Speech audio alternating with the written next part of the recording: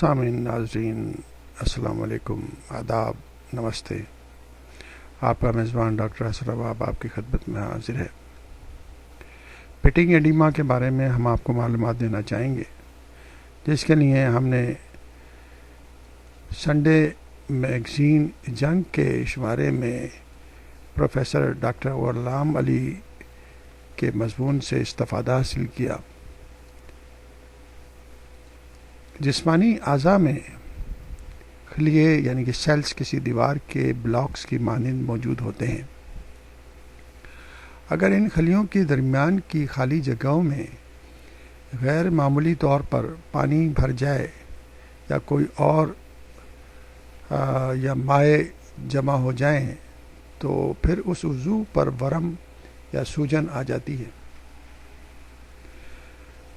اس سوجن کی وجہ سے جو مسائل پیدا ہوتے ہیں اس کے بارے میں ہم آپ کو بتائیں گے۔ اس حوالے سے پاکستان میں سب سے عام سوجن پاؤں کی سوجن تصور کی جاتی ہے، کیونکہ یہ سوجن صبح کے وقت نہ ہونے کے برابر اور شام پر عروج پر ہوتی ہے۔ لہذا اس تغیر کی بنا پر عموماً اسے معمولی سمجھ کر نظر انداز کر دیا جاتا ہے۔ یاد رکھیے کہ پیروں کی سوجن محض تھکاوٹ نہیں بلکہ کسی مرض کی علامت بھی ہو سکتی ہے۔ ماہرین طب پیروں کی سوجن کو دو اقسام میں تقسیم کرتے ہیں۔